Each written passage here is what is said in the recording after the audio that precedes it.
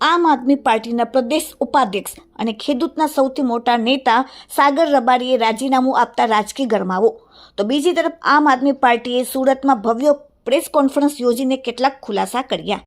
આમ આદમી પાર્ટી પ્રદેશ સંગઠન મહામંત્રી મનોજ સોરઠિયા, પ્રદેશ પ્રવક્તા યોગેશ જાદવાડી અને પ્રદેશ પ્રવક્તા ચિત્રેશ અનાજવાલાએ પ્રેસ કોન્ફરન્સ યોજી અને આ તકે પત્રકારોને સંબોધિત કરતા આપ નેતા મનોજ સોરઠિયાએ કહ્યું કે સ્થાનિક સ્વરાજ્યની ચૂંટણીમાં ગઈકાલે મતદાન પૂરું થયું, આવતીકાલે પરિણામ આવવાનું છે। સમગ્ર ગુજરાત આવતીકાલના પરિણામની રાહ જોઈને બેઠું છે। આ પહેલા ગુજરાતની અંદર એક બહુ મોટી વાત અને મોટી ઘટના ઓલરેડી ઘટી ચૂકી છે। ગુજરાતની અંદર આ દિવસ સુધી એવું કહેવાતું કે ગુજરાતમાં કોઈ વિકલ્પ નથી, એવા સમયમાં આપ પાર્ટીએ પાવરફુલ ઉમેદવારો આપ પાર્ટીનું જાડું લઈને આ વ્યવસ્થાની સામે ભાજપની સામે ઉતર્યા અને ચૂંટણી લડી રહ્યા છે। તેમણે જણાવ્યું કે ગુજરાતમાં ઇતિહાસમાં કોઈ ત્રીજી પાર્ટીએ પહેલી વખત આટલા મોટા પ્રમાણમાં ઉમેદવારો ઉતારી અને કોઈ સ્થાનિક સ્વરાજ્યની ચૂંટણી લડતા હોય તો એ પહેલી પાર્ટી આમ આદમી પાર્ટી છે। તેમણે કહ્યું કે ચૂંટણી લગભગ ભારતીય જનતા પાર્ટી વિરુદ્ધ નથી, પરંતુ પોલીસ તંત્ર, સરકારી તંત્ર, ગુંડાઓ, બુટલેગરો, બાહુબલીઓ અને પૈસાની જોડે ચૂંટણીઓમાં મેન્યુપ્યુલેશન કરતા લોકોના જૂથ સામેની લડાઈ છે। ભારતીય જનતા પાર્ટીના તમામ તાકાતથી લાગી છે કે આમ આદમી પાર્ટીના ઉમેદવારોને ડરાવવાની, ધમકાવવાની કોશિશ થાય, ઉમેદવારો ફોર્મ ન ભરે એ માટેની તમામ કોશિશો ગુજરાતે આ વખતે જોઈ। ફોર્મ ભરાયા પછી પણ ઉમેદવારોને ફોર્મ પાછા ખેંચવા, લાલચ આપવાની કોશિશ થઈ, છતાં અમને ગર્વ છે કે બહોળા પ્રમાણમાં ઉમેદવારોએ આ પાર્ટીની લડાઈમાં સહયોગી બન્યા। મનોજ સોરઠિયાએ વધુમાં કહ્યું કે ગુજરાત માટે અમારા સૌ માટે ગર્વની વાત છે કે ગુજરાતની અંદર રાજકીય વિકલ્પો ઊભા થયા છે અને ગુજરાતીઓએ અમને સ્વીકાર્યું છે। વધુમાં તેમણે કહ્યું કે ગુજરાતની અંદર કોંગ્રેસ અને ભાજપની મળી જુલી સરકાર વર્ષોથી ચાલે છે।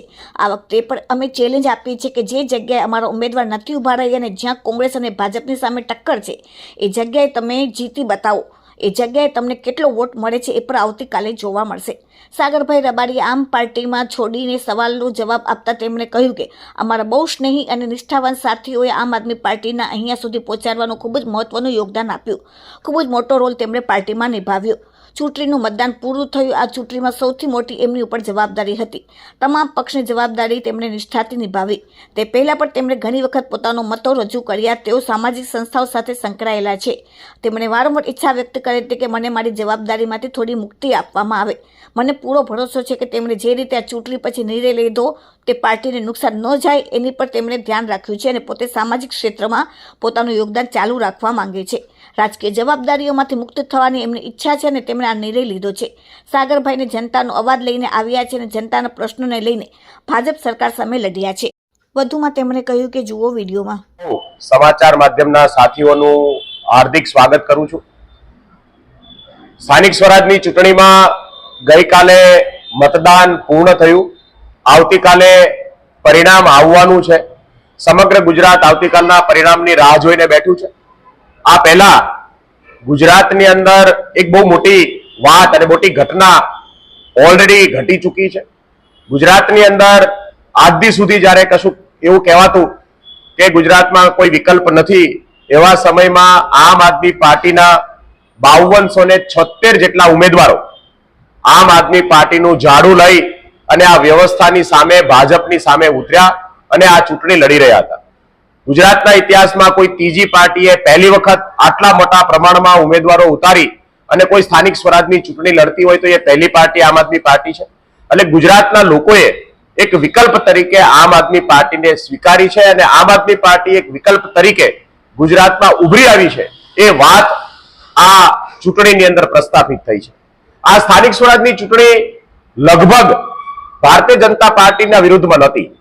આ ચૂંટણી પોલીસ તંત્ર, સરકારી તંત્ર, ગુંડાઓ, બુટલેગરો, બાહુબલીઓ, પૈસાના જોરે ચૂંટણીઓની અંદર મેન્યુપ્યુલેશન કરતા લોકોના વિરોધમાં ચૂંટણી હતી। ભારતીય જનતા પાર્ટી તમામ તાકાત એની જે લાગી એ આમ આદમી પાર્ટીને કે આમ આદમી પાર્ટીના ઉમેદવારોને પહેલા તો ધમકાવવાની કોશિશ થઈ, આમ આદમી પાર્ટીના ઉમેદવારોને લાલચ આપીને ફોર્મ ના ભરે એના માટેની તમામ કોશિશો ગુજરાતે આ વખતે જોઈ। જ્યારે ફોર્મ ભરાયા ત્યાર પછી પણ પાર્ટીના ઉમેદવારોને ફોર્મ પાછા ખેંચાવાની અનેક લાલચો આપી, એમ છતાંય અમને ગર્વ છે કે 5200 થી વધારે ઉમેદવારોએ આમ આદમી પાર્ટીના આ જે લડાઈ છે એ લડાઈની અંદર એ સહયોગી બન્યા છે, એ લડાઈ એમને લડી છે। આનો મતલબ એ છે કે આમ આદમી પાર્ટીએ સમગ્ર ગુજરાતમાં નિષ્ઠાવાન યોદ્ધાઓ ઉભા કર્યા છે। જે વ્યવસ્થાની સામે, સરકારની સામે, ભાજપની આ તમામ હલકાઈની સામે લડે છે. આ બહુ મોટી ઘટના ગુજરાત માટે અને આપણા સૌના માટે બહુ ગર્વની વાત છે કે ગુજરાતની પાર્ટીના જે ઉમેદવારો લડે છે એ ઉમેદવારોમાં મોટાભાગના ઉમેદવારો જે છે એ જીતીને આવશે. અને મારે એક વાત મારી એડ કરવી છે કે વારંવાર કોંગ્રેસ દ્વારા એ કહેવાય છે કે આમ આદમી પાર્ટી ભારતીય જનતા પાર્ટીની બીજી બી ટીમ છે અને અમે ટોટલ આ 9,500 જેટલી સીટોમાંથી 5200 સીટો ઉપર લડતા હતા. એમ છતાંય આપણે જોયું કે કોંગ્રેસે આ ચૂંટણીની અંદર જીતવા માટેની તાકાત લગાવવાને બદલે ભાજપને મદદરૂપ થવાય એવી રીતે આ ચૂંટણી લડવામાં આવી છે. એક તરફ ભાજપની સામે આમ આદમી પાર્ટી આપણને લડતી દેખાય છે અને કોંગ્રેસે હથિયાર મૂકેલા આપણે સૌએ જોયા છે. તો મને એવું લાગે છે કે આવા આરોપો લગાવી અને કોંગ્રેસ પોતાની જાતને બચાવવા માંગતી હોય તો એ બહુ દુઃખદ ઘટના કહેવાય, દુઃખદ બાબત છે. ગુજરાતની અંદર કોંગ્રેસ અને ભાજપની મળી ઝૂલેલી સરકાર વર્ષોથી ચાલે છે. આ વખતે પણ અમે ચેલેન્જ આપીએ છીએ કે જે જગ્યાએ અમારા ઉમેદવાર નથી ઉભા રહ્યા, જ્યાં કોંગ્રેસ અને ભાજપની સામે સામે ટક્કર છે, એ જગ્યાએ તમે જીતી બતાવો. એ જગ્યાએ તમે કેટલા લોકોને જીતાડી શકો છો એ પણ એક મોટી નોંધપાત્ર ઘટના આવતીકાલે આપણને સૌને જોવા મળશે. તો મુખ્ય રીતે ગુજરાતમાં એક નવો વિકલ્પ ઉભરી આવ્યો, નવો વિકલ્પ ગુજરાતની જનતાએ જોયો અને મને આશા છે કે આવતીકાલે આ નવો વિકલ્પ જે છે એ મોટા પ્રમાણમાં આમ આદમી પાર્ટીના ઉમેદવારો કાલે જીતીને આવશે અને